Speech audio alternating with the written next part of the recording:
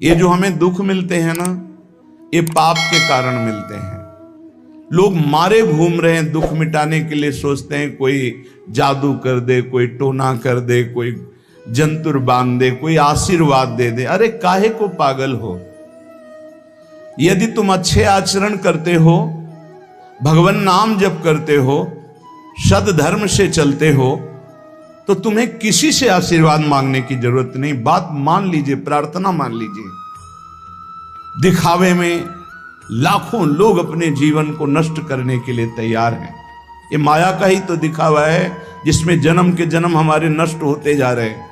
सत्य मार्ग को क्यों नहीं पकड़ते हो? किसी के आशीर्वाद की जरूरत नहीं आपको आनंद प्राप्ति के लिए। आप आनंद के बच्चा हो, आनंद स्वरूप हो। जिनसे आशीर्वाद मांगते हो उनके अंदर जो आत्म तत्व बैठा है वो तुम्हारे अंदर बैठा है। वही संपूर्ण आनंद लिए तुम्हारे अंदर बैठा है। तुम्हें किसी से गिगियाने की जरूरत नहीं। बस तुम अपने स्वरूप को नहीं पहचान पा रहे हो, अपनी शक्ति को जागृत नहीं कर पा रहे हो, इसलिए तुम दौड़े घूम रहे हो। भागने की जरूरत नहीं है।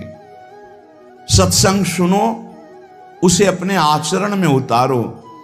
ये बात आप कागज में लिख लो, चाहे दिमाग में लिख लो। जब तक आपके आचरण शुद्ध नहीं होंगे, जब तक आप भजन नहीं करोगे, जब तक आप दूसरों को सुख नहीं दोगे, मन वचन कर्म से किसी को भी दुख नहीं पहुंचाना, तब तक आप भागे। और यहां से लेकर ब्रह्मलोक तक अगर आपको सुख मिल जाए तो बता देना। आ ब्रह्म भुवनान लोकान पुनरावर्तिनो, अर्जुन यहां सुख मिलने वाला है।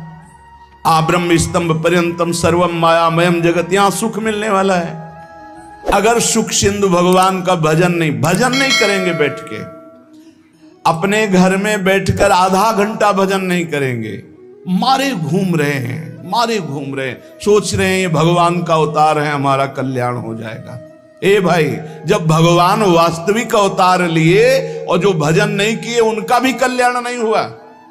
भगवान के अवतार के समय हम भी रहे होंगे कहीं ना कहीं, किसी जीव जंतु के कल्याण हुआ क्या? अब भजन करोगे तो कल्याण हो जाएगा। हमारी बात मान लो। बार बार आपको कभी कड़वे शब्दों में, कभी मीठे शब्दों में बताते हैं, ए भाई, बचपन से भगवान के मार्ग में लगे हुए हैं, हमको अपना कर्म भोगना पड़ रहा है।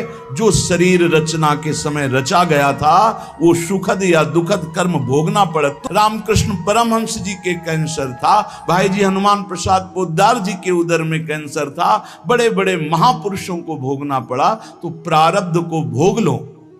ये भोगने की सामर्थ्य नाम जप से आ जाएगी, और नाम जप करके जन्म मरण के चक्र से मुक्त हो जाओ। मान लो मेरी बात। क्या वृंदावन की परम पावन रज से बढ़कर त्रिभुवन में कोई रज है? इस रज में बैठकर तुम्हें आनंद नहीं मिल रहा तो कहां मिलेगा तुम्हें? क्या भगवान नाम से बढ़कर कोई अमोघ शक्ति है जो भगवान को अधीन कर सके? सुमिर पवन सुत पावन नामू, अपने बस कर राखे रामू। लेकिन समझ में नहीं आता। ये जीव सोचता है कोई तपस्वी, कोई सिद्ध से हमारे दुख दूर हो जाएं। नहीं, भगवान के वचन सुन लीजिए। दैवी हेषा गुणमयी मम माया दुरत्तया, मामेव ये प्रपद्यन्ते माया में ताम तरन्ति ते। ये गुणमयी माया को पार करना बहुत कठिन है। एकमात्र उपाय है, मेरी शरण में आ जाओ। हरि शरणम श्री कृष्ण शरणम मम। जब तक प्रभु की शरण में नहीं, तब तक माया मुक्त। पर समझ में नहीं आता। लोगों को ऐसा लगता है मैं जाऊंगा, आशीर्वाद मिलेगा, मैं सिद्ध हो जाऊंगा, सब दुख नष्ट हो जाएंगे। आप समझो, हमारी प्रार्थना को समझो। हम अंदर से पीड़ित होके बोल रहे हैं, आप लोग समझते नहीं हो। भगवान का भजन किए बिना कहीं भी भाग के चले जाओ, आपको शांति नहीं मिलेगी प्यारे। और घर में बैठकर यदि भजन करोगे तो घर तीर्थ हो जाएगा। घर में भगवान पधारेंगे, आप आनंदित हो जाओगे। संत संग का फल होता है भागना, मिट जाना। सत्संगति संस्कृति कर अंता, ये जो जन्म मरण का भागना, ये मिट जाएगा। ये छोटे मोटे भागने से, शब्द सुना, मनन किया, आचरण में लग गए। कभी महीना 2 महीना में अगर संयोग बना तो हम बैठ के सत्संग सुन रहे हैं, नहीं तो हमारे पास यंत्र है, हम रोज उससे नवीन उत्साह प्राप्त करें भगवत मार्ग में चलने का। जब मिले तब दर्शन कर लिए, नहीं तो हम उनकी आज्ञा पर चल रहे हैं तो हमारा सदैव सानिध्य है। भागने की जरूरत नहीं। नहीं भाई नहीं, थोड़ा चैन लो, थोड़ा शांति लो, भागने की जरूरत नहीं है। अंदर से भगवान को सुमिरन करने की जरूरत है। थोड़ा संयम में आओ। जिसको देखो मनमानी आचरण कर रहा है, सोचता है कोई संत महात्मा आशीर्वाद दे देंगे, तो तुम्हें संत महात्मा मिलेंगे ही नहीं। तुम करोगे पापाचरण तो संत महात्माओं का सानिध्य ही नहीं मिलेगा। पापवंत कर सहज स्वभाव, भजन मूर्ति भावन काऊ, जो पे दुष्ट हृदय सोई होई, मोरे सन्मुख आओ की सोई। अच्छे आचरण करो, घर बैठे महात्मा मिल जाएंगे। कोई आ जाएंगे ऐसे, तुम्हें कृतार्थ कर जाएंगे। कहीं तुम भेज दिए जाओगे जिनके वचन से तुम कृतार्थ हो जाओगे। हमारी प्रार्थना को मानिए, अपने इस अमूल्य मानव जीवन को कूड़ा करकट की तरह मत नष्ट कीजिए। श्रीपाद कह रहे, नेत्रे उत्पाटित सपदि स्त्री क्षणे लालसा चेत। यदि ये गंदी लालसाएं उत्पन्न हो रही हैं तो थोड़ा शासन में लाओ अपनी इंद्रियों को, छूट मत दो। बहुत जीवन व्यर्थ कर दिया इन इंद्रियों ने, अब सावधान हो जाओ।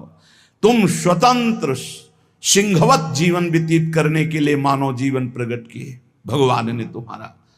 तुम इंद्रियों के गुलाम होकर, मन के गुलाम होकर, भोगों के गुलाम होकर के जीने के लिए नहीं आए हो मनुष्य देह में। देवता तरसते हैं इस मानव देह के लिए।